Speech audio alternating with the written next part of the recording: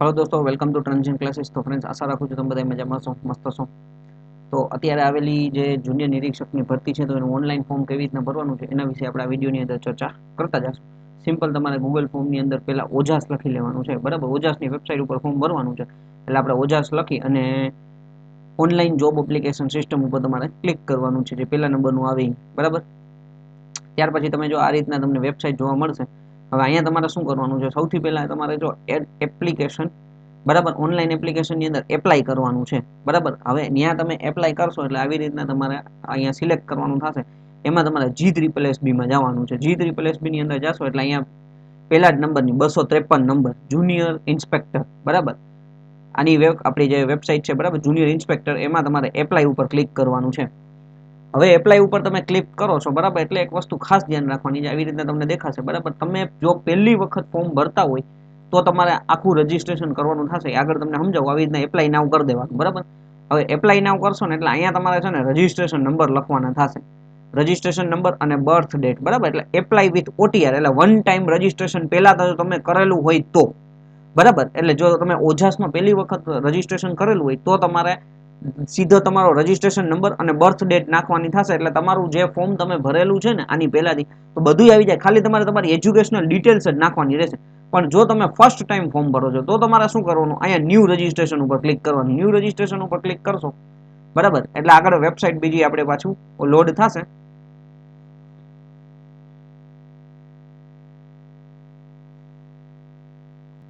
Okay, હવે જેવી રીતના તમે આગળ કમ્પ્લીટ કરશો, બરાબર, ન્યૂ રજીસ્ટ્રેશનની અંદર આવશો એટલે તમને આવી રીતના સમજ અને જાહેર સૂચના બધું કહેવામાં આવશે। ઓકે, ત્યાં પછી તમારે સીધું આ અગ્રી ઉપર ટિક કરી દેવાનું છે। એટલે હવે અહીંયા તમારે પ્રોપર આ એક જ વખત ફોર્મ ભરવાનું છે, દર વખત નહીં। જો આની પહેલા તમે ભરેલું હોય તો તમારે કાંઈ જવું નથી, તમારે તમારો રજીસ્ટ્રેશન નંબર નાખવાનો થશે, બરાબર।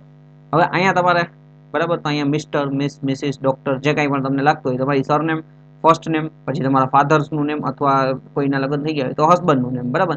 અહીંયા મધર્સનું નેમ, ત્યાર પછી અહીંયા જેન્ડર, મેલ કે ફિમેલ, પછી અહીંયા રીસિલેક્ટ કરવાનું, એટલે પાછું પછી તમારી ડેટ ઓફ બર્થ, પછી marital status, married, unmarried, separated, category તમારે લખવાની થશે, જનરલ, ઓબીસી, એસસી, એસટી, જે તમે ઈડબ્લ્યુએસમાં આવતા હોય તો ઈડબ્લ્યુએસ, જનરલમાં હોય તો જનરલમાં, બરાબર। જનરલ તમે ક્લિક કરશો તો તમારે આ રીતના પાછું એક લોડ થશે, એટલે કંઈ આગળ કંઈ એડ કરવાનું આવશે નહીં, ઓકે।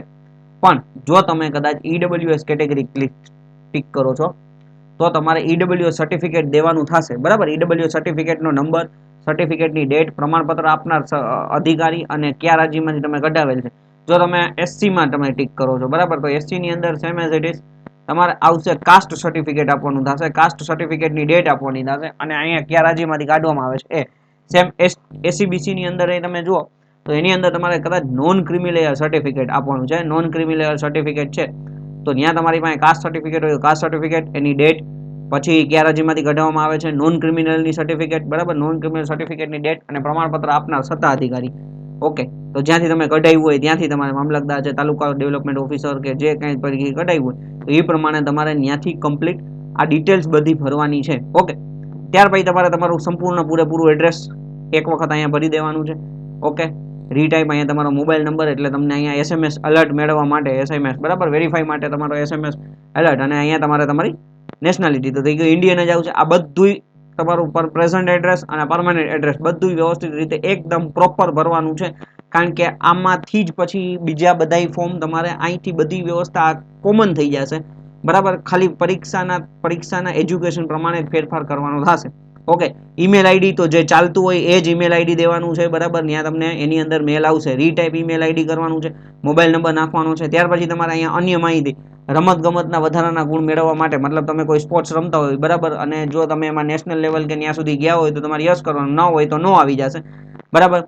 ત્યાર પછી ફિઝિકલ ચેલેન્જની અંદર તો તમારે અહીંયા નોટ એપ્લિકેબલ આવી જશે આવી રીતના, એટલે કોઈ હોય કોઈને બ્લાઇન્ડનેસ કે જે અહીંયા તમને આપેલું છે એ પ્રમાણે કોઈને ઇસ્યુ હોય તો એ યસ કરી શકે છે, બાકી નોટ એપ્લિકેબલ, બરાબર,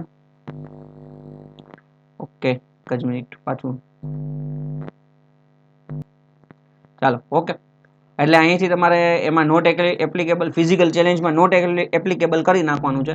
પછી અહીંયા વિધવા હોય, બરાબર, કોઈ પણ વ્યક્તિ, કોઈ બેન છે, બરાબર, તો યસ હોય તો યસ, નો હોય તો નો, બને ત્યાં સુધી નો જ આવે, બરાબર। એક્સ સોલ્જર આર્મી, જો તમે એક્સ આર્મી મેન હોવ નેવી એરફોર્સની અંદર તો યસ હોય તો યસ કરો, નો હોય તો બાકી મોસ્ટ ઓફ વિદ્યાર્થી મિત્રોને નો આવશે, current working Gujarat state as a state government employ, તમે ગવર્મેન્ટ એમ્પ્લોય અત્યારે છો, યસ હોય તો યસ કરવાનું, નકર નો કરવાનું થશે, બરાબર.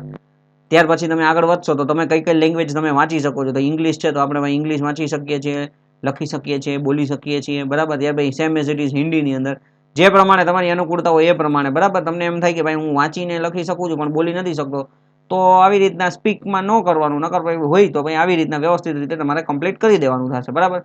હવે અહીંથી તમારે શું કરવાનું છે, તો upload photograph and should be good enough to identification action. તમારે તમારો ફોટોગ્રાફ અપલોડ કરવાનો છે. અહીંયા તમને માપ આપેલું છે 5 સેન્ટીમીટર લંબાઈ, 3.6 સેન્ટીમીટર પહોળાઈ માટે, બરાબર. અને ત્યાર પછી તમે જો તમારે તમારી વ્યવસ્થિત રીતે સિગ્નેચર અપલોડ કરવાની છે. બંને ફોટા એકદમ વ્યવસ્થિત રીતે સિગ્નેચર એડ કરી અહીંયા યસ કરી, બરાબર. ત્યાર પછી તમારે આ કેપ્ચા કોડ નાખવાનો છે. કેપ્ચા કોડ નાખી અને તમારે સેવ કરી દેવાનું છે. જેવું તમે સેવ કરશો, બરાબર, એટલે તમને વન ટાઈમ રજીસ્ટ્રેશન નંબર મળશે. એટલે આ બધો ડેટા તમારે હર વખતે ફોર્મ ભરવાની જરૂર નથી, એક જ વખતમાં તમારે બધું કમ્પ્લીટ થઈ જશે. ઓકે, એટલે એ એક તમારે ખાસ મગજની અંદર રાખવાનું છે કે વન ટાઈમ રજીસ્ટ્રેશન નંબર મળે એને સેવ કરીને રાખી દેવાનો છે, બરાબર. એટલે એ તમારે હર વખતે તમે ઓજાસની અંદર ફોર્મ ભરો ને તો તમને ઘણો બધો ફાયદો થઈ જશે. આટલો બધો ડેટા હર વખતે ભરવાનો નહીં આવે. ત્યાર પછી તમારે પાછું છે ને પાછું અહીંયા એપ્લાયમાં આવી જવાનું. હવે એપ્લાયમાં આપણે આવી જાય છીએ, બરાબર.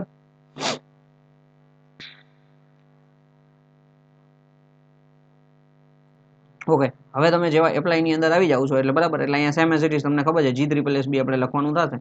હવે આની અંદર તમે જુઓ તો G3SB ની અંદર જુનિયર ઇન્સ્પેક્ટરમાં આપણે ફોર્મ ભરવાનું છે, એટલે અહીંયા તમારે એપ્લાયમાં કરી દેવાનું છે, બરાબર. જેવા એપ્લાયમાં જાવ એટલે અહીંયા એપ્લાય નાવ, ઓકે, એપ્લાય નાવ ઉપર તમારે ક્લિક કરી દેવાનું થશે. હવે અહીંયા તમને જે વન ટાઈમ રજીસ્ટ્રેશન પાસવર્ડ આપ્યો છે, બરાબર, એ લખવાનો છે. તમારે તમારી બર્થ ડેટ લખવાની છે. ત્યાર પછી તમારે એપ્લાય વિથ OTR કરવાનું છે. એપ્લાય વિથ OTR કરવાનું થશે.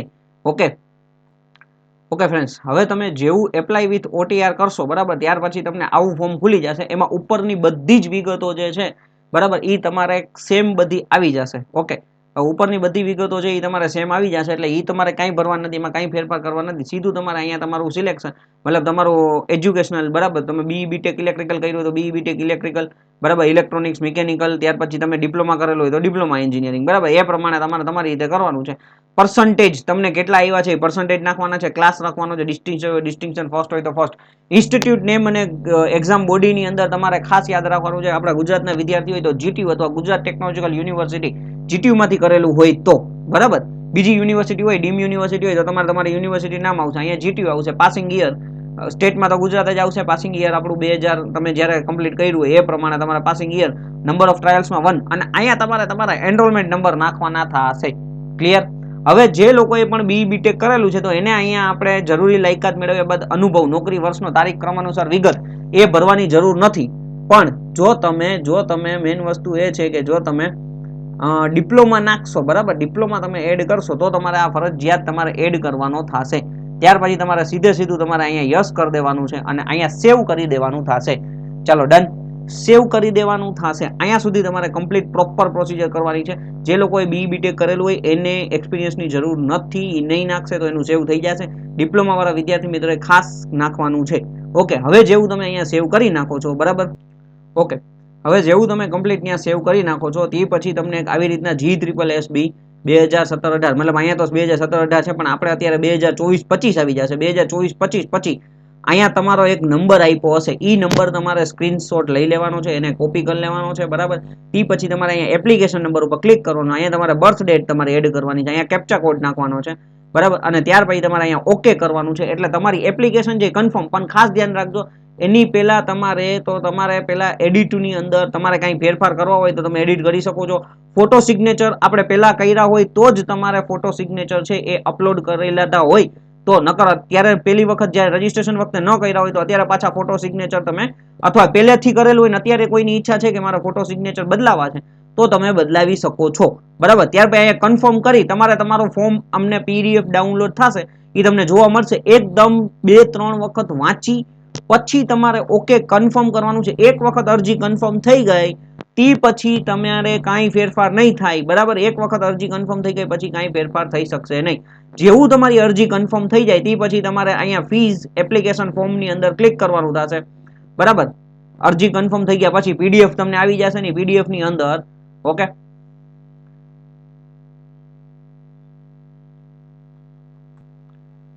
ઓકે ફ્રેન્ડ્સ, તો જેવું તમે અહીંયા ફીઝના કોલમમાં આવશો પ્રિન્ટ એપ્લિકેશન ફોર્મ અને પે ફીઝની અંદર, અહીંયા તમારે સિલેક્ટ કરવાનું છે તો કે આપણું જુનિયર ઇન્સ્પેક્ટર, બરાબર. એટલે આવી રીતના તમને આવી જશે જુનિયર ઇન્સ્પેક્ટર, તમે સિલેક્ટ કરશો પછી તમારો કન્ફર્મેશન નંબર, બરાબર, જે કન્ફર્મેશન નંબર તમને આપ્યો હશે જે, બરાબર, તો ઈ કન્ફર્મેશન અહીંયા નાખવાનો છે. તમારે તમારી બર્થ ડેટ નાખવાની છે અને તમારે આ જે કેપ્ચા કોડ છે એ નાખવાનો છે.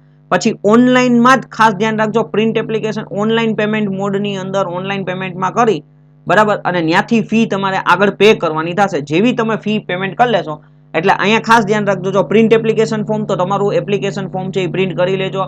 ઘણા બધા વિદ્યાર્થી મિત્રોને પ્રશ્ન હોય છે કે ભાઈ પાછળથી જ્યારે નોકરી લાગે છે ત્યારે એની પાસે એપ્લિકેશન ફોર્મ ના હોય, તો મેઇન વસ્તુ એ છે કે પ્રિન્ટ એપ્લિકેશન ફોર્મ લઈ અને તમારા કોઈ પણ મિત્ર, ભાઈ, બેન, પપ્પા કે કોઈ પણને એક વખત મેલ કરી દો. એ મેલની અંદર હશે ને તો એ સચવાયેલું રહેશે, બરાબર. એટલે print application form online fee ભરાઈ જાય તે પછી તમે જે ઓનલાઈન ફીની જે પહોંચ આવશે, અહીંયા તમને જો ઓનલાઈન પેમેન્ટ રિસિપ્ટ પણ છે, ઓનલાઈન પેમેન્ટ રિસિપ્ટ તમે ડાઉનલોડ કરી અને એ પણ આ બંને વસ્તુ સાથે કોઈ પણ સગા મિત્ર સંબંધીને તમે મેલ કરી દો. ડ્રાઈવમાં, ગૂગલ ડ્રાઈવમાં હોય તો ગૂગલ પીડીએફ પડી હશો તો જે તે દિવસે કામ આવશે. ઘણા બધા વિદ્યાર્થી મિત્રોને પ્રશ્ન હોય છે કે જે તે દિવસે નોકરી લાગે છે તે દિવસે એની પાસે એપ્લિકેશન જ ફોર્મ નહીં, કે સર ફોર્મ ભર્યું તો હવે લેપટોપમાં કંઈક ઇસ્યુ થઈ ગયો, મોબાઈલમાં કંઈક ઇસ્યુ થઈ ગયો તો એ ડેટા મળતો નથી. એ ન થાય એના માટે ઓનલાઈન પેમેન્ટ ફી તમારે ફી ભરવાની છે, બરાબર.